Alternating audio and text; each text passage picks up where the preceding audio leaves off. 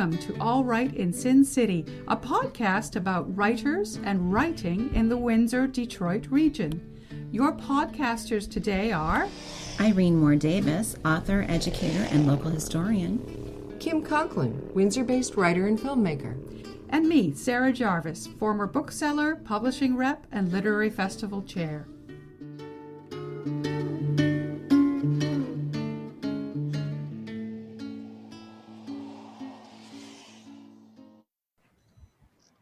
This recording takes place online in the era of safe physical distancing. Our featured guest is Kevin Spenst. Kevin Spenst, a Pushcart Prize nominee, is the author of Ignite, Jabbering with Bing Bong, and over a dozen chapbooks, including Pray Goodbye, Word Notes, Flip-Flop Faces, and Unexpurgated Lives, and Upend. His work has won the Lush Triumphant Award for Poetry, been nominated for both the Alfred G Prize and the Robert Kroetsch Award for Innovative Poetry, and has appeared in dozens of publications, including Prairie Fire, CB2, BafterC, Lemon, Hound, Poetry is Dead, and the Best Canadian Poetry 2019 anthology. He lives on unceded Coast Salish territory, Vancouver, with the love of his life, Shauna Kaendo. His latest book is Hearts Amok, a memoir in verse, released in May by Anvil Press. Kevin will be appearing at this year's virtual Bookfest Windsor on October 17th, and we hope to see you all there. Welcome, Kevin. Hello, hi, welcome, and hello, thanks for having me. So when did you first fall in love with poetry? Oh, well, I'd say I've fallen in love with poetry many times over the course of my life, from when I was a kid, and I guess all kids, the majority of kids have songs and nursery rhymes and, that extra lyrical bump to the literature that's presented to them. I loved that. I was reflecting on a little what do they call those? Oh gosh, I've forgotten the particular brand name of those, the little golden books. So I was remembering one just the other day with a friend, a tugboat, and simple story, but something very conscious in the language choice for rhythm often in those books. So as a kid, I loved it, along I think with everybody else, and then as a teen. It was on a trip to Ontario with my family to visit my sister and brother-in-law who moved out to Beaverton, and I was at a store and I had a little extra money and I bought, well, it was a choice between a Mad magazine or an anthology of poetry, and I had lots of Mad magazines, so I bought this anthology of poetry, and Dylan Thomas and E. Cummings and all of these voices that are very lyrical, and that kind of got me in that state of mind as a teenager. And then most recently, 12 years ago, I was at UBC doing my MFA. I thought I was going to do fiction, and I took a poetry class, and then I was like, what am I doing taking fiction? I should be taking poetry. It's where the fun is, and it's so, and the polyvocalities, there are so many different voices and ways of expressing those voices that really excited me. In fact, it was a class with Keith Maylard, and he read some John Berryman, and he read the poem, and then afterwards he's like, what does that even mean? Who knows? And he laughed. He had this cackle, and actually that set me down a John Berryman path for a little while too, reading his work. So it's been a number of times, and I'm sure I'll fall in love. I mean, I'm deeply in love with it right now, reading it, writing it, thinking about it. And it's so rich, and it has such a history. I'm sure I'll drift off into prose at some point, and then I look forward to kind of falling in love with poetry again down the road at some point. And you are a prolific writer. Can you describe your writing routine? Do you write every day? Is there a certain place where it's just, that's the spot where you write? I generally, when I can, I write first thing in the morning. I love waking up early. Today, it's been so windy here here in Vancouver. So I woke up just before the sun rose to these winds that were whipping in. And I wake up and I kind of think about my dreams. I try to get images down into my journal right away. And then from those dreams, then memories of the previous day, ideas. And I journal write for an hour or something. And more often than not, that kind of then morphs into whatever projects I'm working on. And in that way, it kind of keeps it fresh, and it connects it to the energies of, the moment and my, where I am. I write from home, and generally, either on the couch, on my laptop, or a little workstation that we set up. My partner works next to me on our long table that we don't use for entertaining anymore. So now it's piled up with books and all of our stuff, and it's become a very efficient kind of workstation over there. And then sometimes I'll take my laptop out into the world and write at a picnic table in the park or outside a coffee shop. And and then I just try to take notes when I can, put them down on my phone, note individual lines or bigger ideas. And that has helped. Also, I started writing later in life. I went back to do my MFA in creative writing when I was 40, and I had been writing for maybe 5, 6, 7 years on a kind of daily basis. So I kind of started later in the game. So I have lots of stuff to get off my chest. A lot of confessions. Well, last year you participated in a 2-month residency at the Joy Kagawa House. Am I pronouncing that properly? Yeah. Okay. And that was Joy Kagawa's childhood home. What was the most positive impact of that residency on you and your writing? Yeah.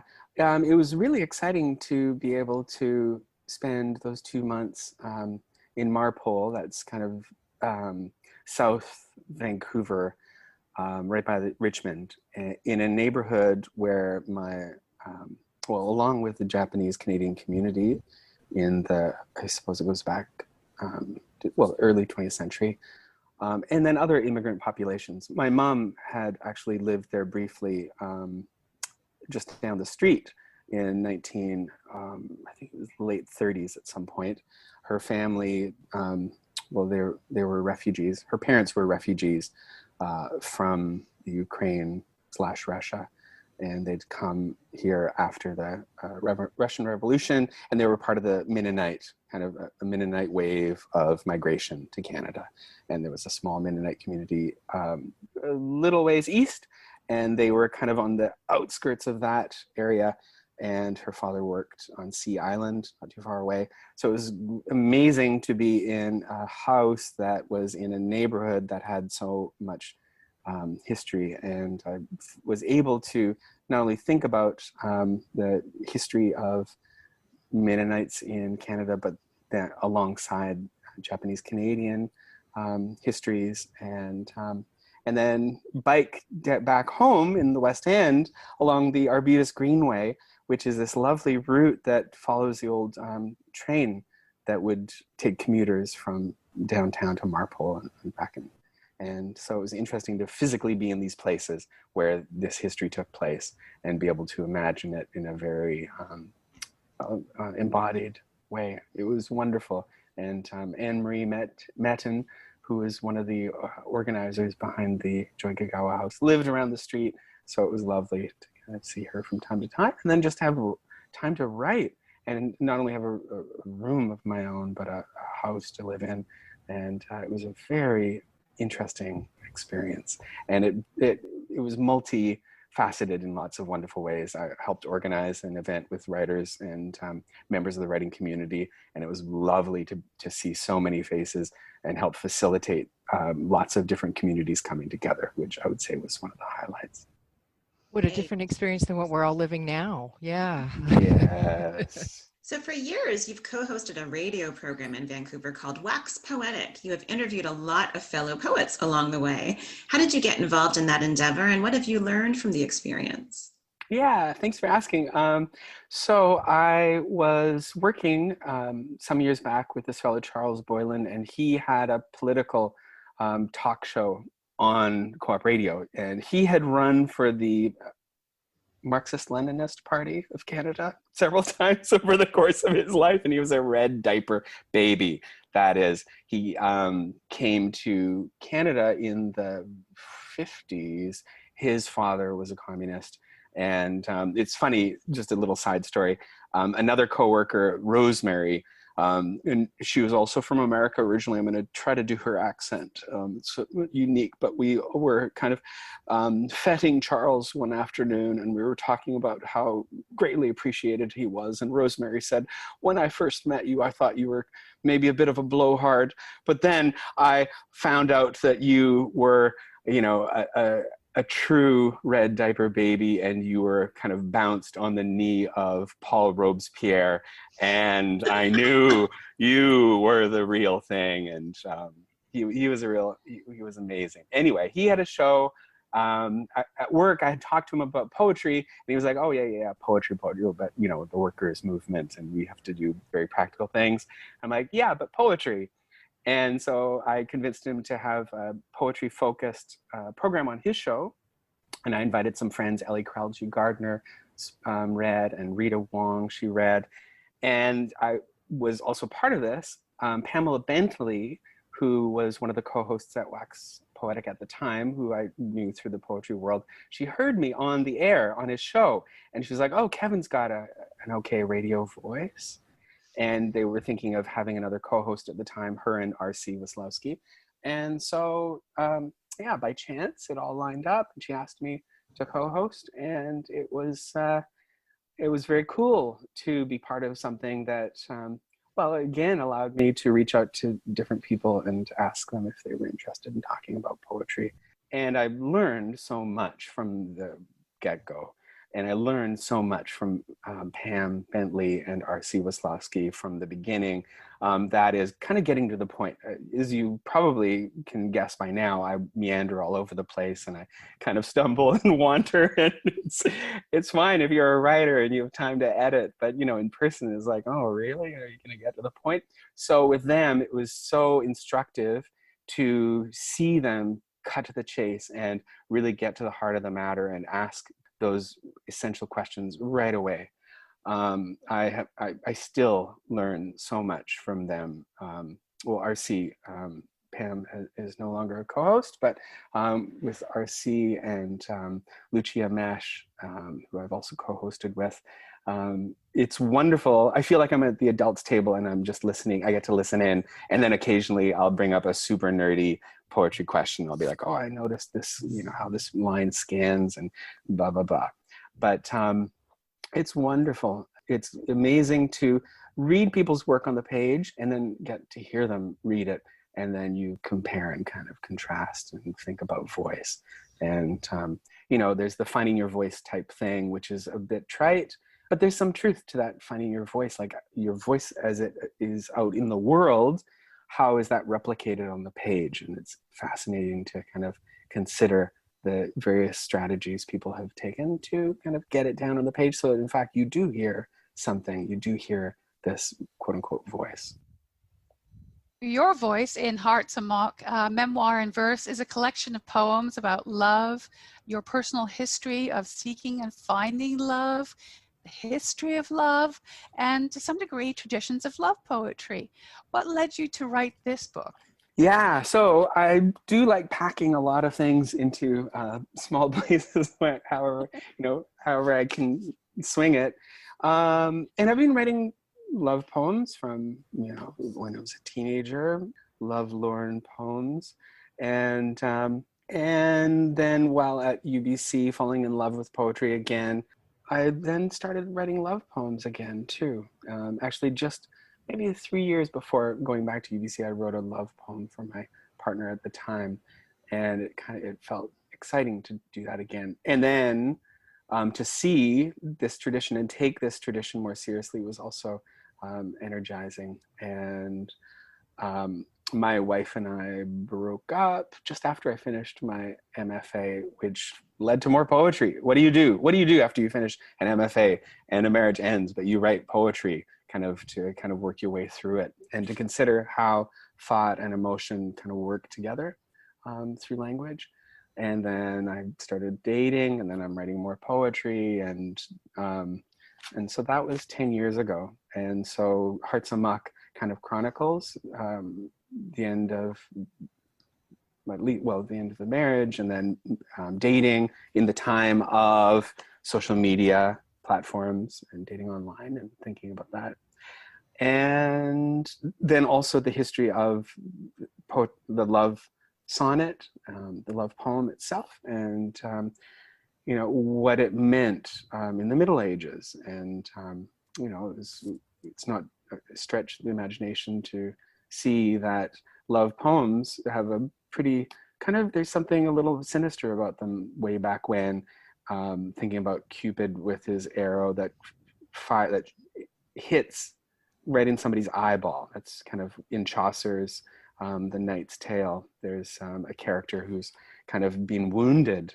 Cupid has shot him in the eye, and that's just how it goes. Like, that's what you expect. Like, okay. And then there's this pain, and what is that? It's quite awful and kind of dramatic. So I think it's the violence of the era that's kind of weaponized and then used to certainly to control women. And so I look at that, and so of course there's this fraud history, but you can't. That's not a love. How do you put that history into the present, and how do you understand that history in a present where you want to rework it so that it does become something beautiful? So that's one way of explaining some of the poems. And I also take some of that medieval language and then mix in a bit of hobo slang, because that also felt like an interesting lexicon to explore, and thinking about this solo kind of man and the language of the hobo, especially as it rose, as it historically arose with the development of the railway and movement across North America. And again, thinking about wandering and exploring and discovering. Yeah, it was a lot of fun to kind of try this as an experiment, to mix all these different voices together. Well, we've formed an impression of you that that you love touring and performing, often with some volume, and engaging with people at live readings. This year, when many other writers were relying on solely virtual readings to launch their work, you managed to complete 30 physically distanced outdoor pop-up readings to promote your new book. Tell us about that experience. Yeah, and first of all, I want to say I'm so sorry I have not been to Windsor. I haven't toured Windsor yet. I get letters from somebody in Windsor every month or two. I get 6 pages of a letter from this amazing poet in Windsor who I haven't met, but I reviewed his book some years back, and I get these beautiful letters from them. They're very artful and interesting. And so it's very, I have this very special connection to Windsor, in that this place where these words come from. That's Gustav Marin. So I had my book coming out in April, and then COVID, and then the search for a venue became a moot point. And when it became apparent that people were doing things outside, and it was fine to do things outside, then I decided to make use of this a moss garden that I'd made in the middle of the forest. We were all going through the darkest days of April in the rain here in Vancouver, and I was jogging just to kind of move my body and take a break from all the writing and reading. And then I found myself kind of making this moss garden next to this other moss garden that has been there for ages. And suddenly I had no idea what I was doing. I was just kind of moving and connecting to nature. And then I realized I'd made a stage. So I was like, oh, so this is my venue. So here I've made my venue in the middle of the forest. But I wanted that as kind of the last reading of my book launch day. But I also, of course, wanted to connect with more people. And thinking of how things were happening outside, I thought, well, why not just do a whole bunch of readings in one day and then end in the moss garden in the forest? So I organized 10 readings that day, started at outside a friend's place in East Van. They were on the 3rd floor. They've got a balcony, so I kind of serenaded them. Some other friends kind of arrived, and then we biked together to the next venue, and then we cycled to another venue. People came and went, and there were people who were surprised that this was happening. It was rainy a little bit. Kim from the Paper Hound, the bookstore, brought beers along. So it was like people were contributing things, and it was amazing. And then at the end of the day, I met a couple of people here in the West End, close to Stanley Park, and then we went into the park, and I did my last reading, and I was tired, and it was wonderful to kind of be exhausted in that that physical, social, emotional kind of way with so many people. My partner Shauna had filmed it at points throughout the course of the day on our phones. So it was on Facebook Live. I think every hour on the hour it was kind of on Facebook Live, and then every half hour it was on Instagram Live or something. And then other people came and filmed, and yeah, it was fun. And then from there, I kind of organized a couple of other days with other poets and readers. And it felt like a really good way to bring my book out into the world, into the lives of friends and outside of friends' homes. And it fit, especially with that troubadourish kind of quality of the book, then to actually present it. And I think Lisa Bolton, a friend, I read to her, and she lives on the 7th floor, and that was the loudest, that was the biggest kind of projection in the West End. And yeah, it was a lot of fun. I was tired for days afterwards. I'll bet. Wow. How do you top that? What's your next project? I don't know. It's all downhill from here. Yeah, no, I've so I mean, thinking about all these love poems that are in Hearts Amok, and then thinking about love and trying to open up the conception of love. I've been writing sonnet sequences. Well, I started one for a friend, and I'm hoping to write sequences of sonnets for other friends, just thinking of, you know, the nuances of love and friendship. Yeah, friendship certainly as a form of love. And going back to the whole, well, toxic masculinity and the history of toxic masculinity, and thinking about that very monolithic kind of notion of love, which is I'm the man and here's my love for the one kind of woman, and that kind of very overbearing kind of sense of love that is just kind of one voice to one person. And certainly we live in better times than, you know, the dark ages in some respects. And there is more of an opening of understanding of love in lots of ordinary senses. Certainly, you know, there are all kinds of love with family and friends, and it's exciting to kind of be able to reconsider this, and then also now be at a point where I'm going to write some poems for my friend Jeff, and I'm going to read his book of poetry again and think about responding to some of his lines. Yeah, so I don't know so I don't know if I'll sing those, but but it's fun to kind of, yeah, think about again, just possibilities and making new discoveries as I kind of go along, as we kind of move along. Would you like to read or sing some of your work for our listeners? Sure, I'd be happy to. Thank you for asking. Yeah, I'll read and maybe sing and improvise. And you had asked if I would do this. I hadn't come across this word before. I love it. Sprechgesang. So Sprechgesang. Sprechgesang. Yeah, so I'll kind of do that sort of operatic voice. Yeah, you could. I mean, if you really want to know, it's like a way of speaking lyrics to a song. You know who's really good at it? Fred Schneider from the B-52s. Oh, Love Shack, baby. Right. Okay. So here's my B-52s version of the first poem in the collection, which fuses that chivalric high diction and some hobo slang in the title itself, along with the poem. It's called Apologia from Hoboken Christendom.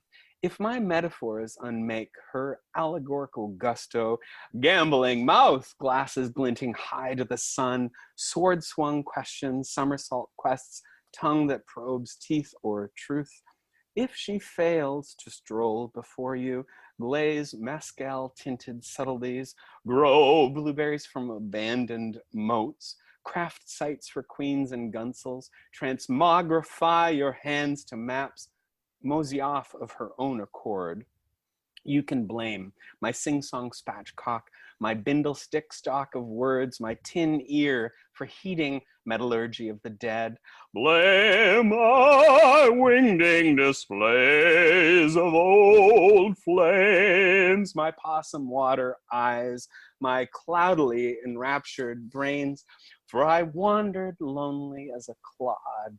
A night of the road took my solarets off at the trash can blaze, and I swear she's in a note above odds, bodkins, and train whistles, in a song sustained around the jackalope roast, until infinity flatlines for broke. That's the first poem in the collection. So this next poem follows that in a similar vein of the hobo and chivalric mixed together, and it's a worshipful deriding of flim-flam. And it begins with an epigraph by the Mennonite American writer Julia Speicher Kasdorf. Mennonite and Amish women boiled dishes and silverware after a hobo finished eating. Some may have even feared spiritual infection. This poem is set in Surrey, British Columbia. There's also Surrey, England, and then there's kind of a play between those two places. And midway along our King George journey, I nodded off in a claggy corner of the bus, bum-rushed into a world wondrous, strange, a land of scrap metal mayhem for a throat-clearing, escutcheon scraper, and a griffin grappling a horned rabbit at Wally's corner. My gaze gathered up the side of the road, seeking hoboglyphs of a single woman. I swooned at the image merely in mind, and my heart leapt out as a vulpatinka. It hopped extra high upon its pheasant wings, bounded down hard on its antlers, shadows, bolted off to I know not where. I sang in a fusion of con and pro whilst tracking myself into a forest named Before Thou Lovest Thou Must. After heartless hours, I came upon a camp of ex-evangelicals extracting theological thorns from their hides. They spoke of brain pan washing, mindset rust, how they'd swallowed so much of the corpus of Christ, their bellies now bloated in disbelief, awkwardly beghast. My insides glittered in fool's gold too. Love lustered in screeds, weaned as I was on post-Mennonite ballyhoo, chasing goosebumps moments around at Johnson Heights Evangelical, where an angel with a gilt-edged sword severed my side. I spak of how dimpled hallelujahs danced round my head, and I would give chase. My heart hopped, sniffed at renditions of sexy righteousness. Then, under hard-scrabble guilt, I'd face-plant. After a gloss of faith, I forevermore shilly-shallied twixt hosannas and holy shits, like a gambling lamb along hunger lane. After a fortnight, I bid this company of unborn-again tramps adieu, walked my old love-lorn suburbopia past the smack glimmer of Guilford Castle towards the skateboards of Clover Vale. That funny heart highballed past, and I ran. It dove into a drain at the basement of my childhood. Abandon all mope, ye who enter, croon the darkness. Loosed in translation, the uprooted pipes of yore shall crumble down into your fist to flower through your fingers. This will be your torch to her truth, and forbearance shall make your cardinal points to one the other. Thank you for joining us, Kevin Spenst. Thanks for joining us. Look for more episodes of All Right in Sin City wherever you listen to podcasts, or check out our website, allrightinsincity.com. For information and announcements of new podcasts, sign up to our email list or follow us on Facebook and Twitter.